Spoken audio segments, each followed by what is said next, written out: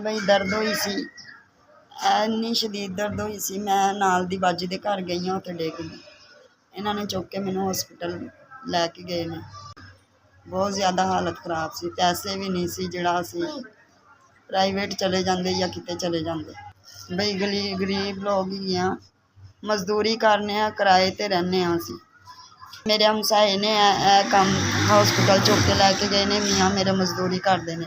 मेरी हमसाई है बेचारी तो कमज़ोर जी है बड़ी, तो यह मेरे हाथ में रिपोर्ट है, ਇਹਦੇ झूठ कोई नहीं है वे। तो तुहाडी मेहरबानी ਇਹਦੀ कोई मदद कर दो, अल्लाह पाक तुहानू बहुता देगा। एक हफ्ता हो गया हार्ट अटैक होया तो इन्ना जोगे नहीं हैं कि बेचारे दवाइयां लै सकन। तुहाडी मेहरबानी भाई, इन्हां दे हालात बहुत खराब ने कि यह खाण पीण तो भी तंग है ने, कि इन्हां दे बच्चे भी जिहड़े ने मुश्किल पाल रहे हैं। तो यह है कि तबीयत खराब हुई है तो इधरों उधरों किसी ने मदद की है तो फिर इन्हें जाके दवाई ली है। हकदार ने इन्हां दी मदद की जाए, मेहरबानी आपकी।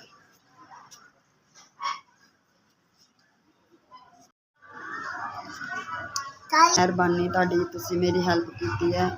ਮੇਰਾ ਦਿਲ ਦਾ ਅਟੈਕ ਹੋਇਆ ਸੀ ਤੇ ਪੈਸੇ ਨਹੀਂ ਸੀ ਆ, ਤੁਸੀਂ ਮੇਰੀ ਹੈਲਪ ਕੀਤੀ ਹੈ। ਮਿਹਰਬਾਨੀ, ਤੁਸੀਂ 5000 ਰੁਪਇਆ ਮੈਨੂੰ ਮੇਰੀ ਦਵਾਈਆਂ ਵਾਸਤੇ ਦਿੱਤਾ ਹੈ।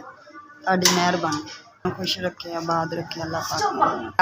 आपने इस गरीबनी की मदद की है, आपको बहुत बहुत ज़्यादा अल्लाह पाक आपको दे, आपको अल्लाह पाक ज़िंदगी दे, आपके बच्चों को दे, आपको बहुत ज़्यादा दे। अल्लाह पाक तुहानू देंदा रहे, तुसी वंडदे रहो, हर गरीब दी मदद करते रहो, रिज़्क विच बरकत पाए।